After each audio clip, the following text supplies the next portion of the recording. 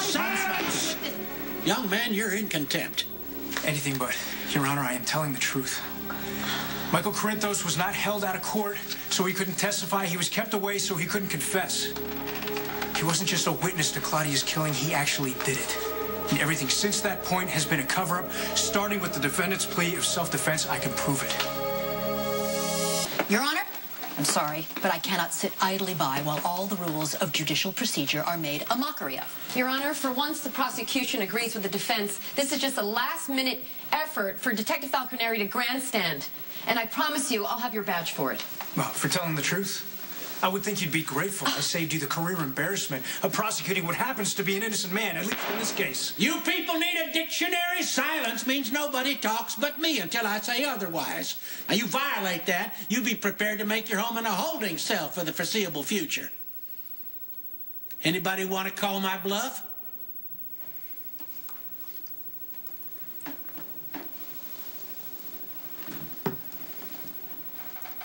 Bailiff, take the jury back to the jury room. You are not dismissed. You are not to put credence on anything you've just heard. At this point, this is nothing but a fairy tale concocted for God only knows why, and I intend to find out. Now, don't talk about it. Go.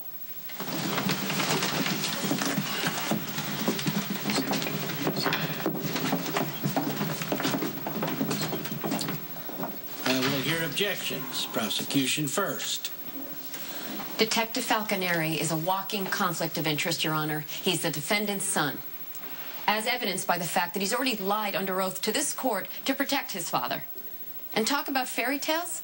Who could forget the whopper that Detective Falconeri spun about the Keystone cop who fumbled his gun and shot himself, when anyone with half a brain knows that Sonny Corinthos shot him at point-blank range? You prove that, we'll have something to talk about. I've already proved it in the second lie Detective Falconeri is telling. He is covering for his father again by trying to direct this court into a mistrial. And any proof he claims to have is yet another fabrication unless Michael Corinthos walks in here and confesses. Are you going to produce this witness? No, you can't, because you conveniently let him go.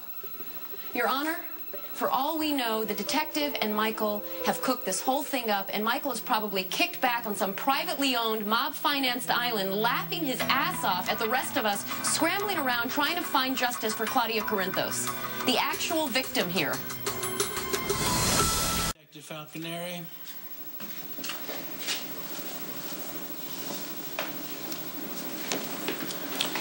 I'll hear from the defense.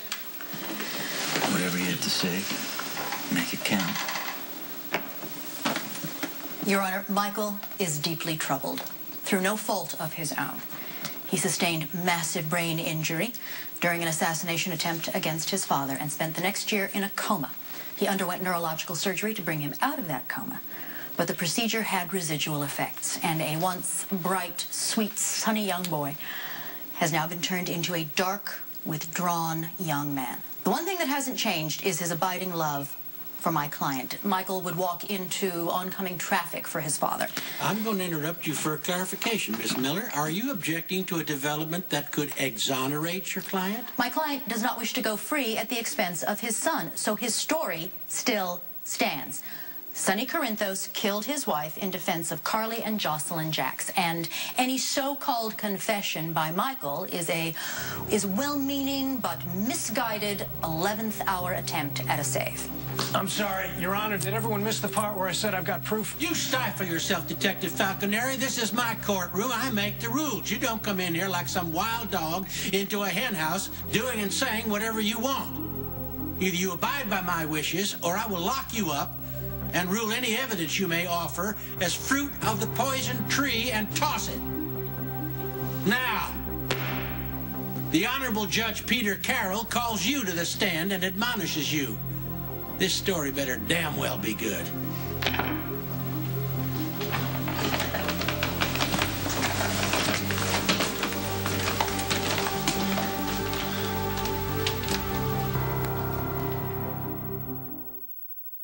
You swear to tell the truth, the whole truth, and nothing but the truth, so help you God? I do. Be seated.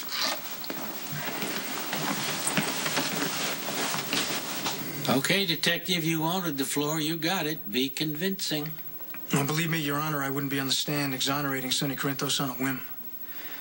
I built the case against him. I thought it was solid. I felt a sense of pride and accomplishment for finally busting the guy who's been wiping his shoes with the law forever and thumbing his nose at the rest of us. Sonny deserves to be locked up. But for something he did. And he didn't kill Claudia Corinthos. Michael did. And that poor kid has been living in a world of hell ever since. Your Honor, I'm going to have to object. The witness is sermonizing. He hasn't produced a single fact or piece of evidence to support this ridiculous accusation. Overruled. Though I agree, I haven't heard anything so far but a point of view. So, why did you overrule I already it? ruled. What happens when I rule, Miss Walsh? Subject closed. Now you're getting it. Let me make this very clear, just so there's no room for misunderstanding. Detective Falconeri is not a prosecution witness. He's not a defense witness. He's my witness, and I will question him as I see fit without interference from lawyers. You two got that? Yes, Your Honor. Got it. Facts, Detective. What happened that made you believe that your accomplished investigation wasted everybody's time by focusing on the wrong perpetrator? This is a conversation I had with Morgan Corinthos.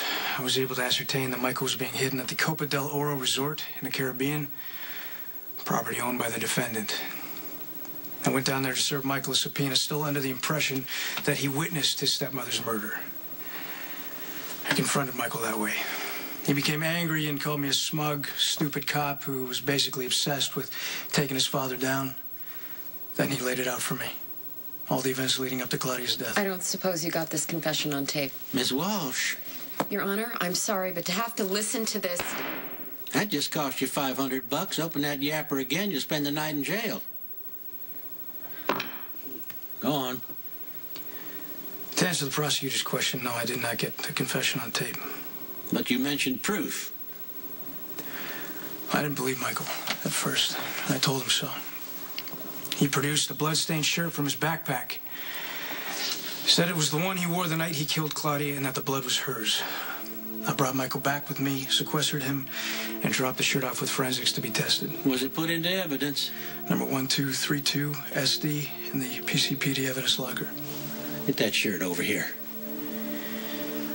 Forensics confirmed the blood was Claudia's and the DNA was a match to Michael. His story matches the evidence and fits the timeline. Yeah, I'll be the judge of that, but before I make a decision, I need you to be very specific, Detective Falconeri. What did Michael confess to? Exactly. Did he admit to hitting Claudia with intent to kill?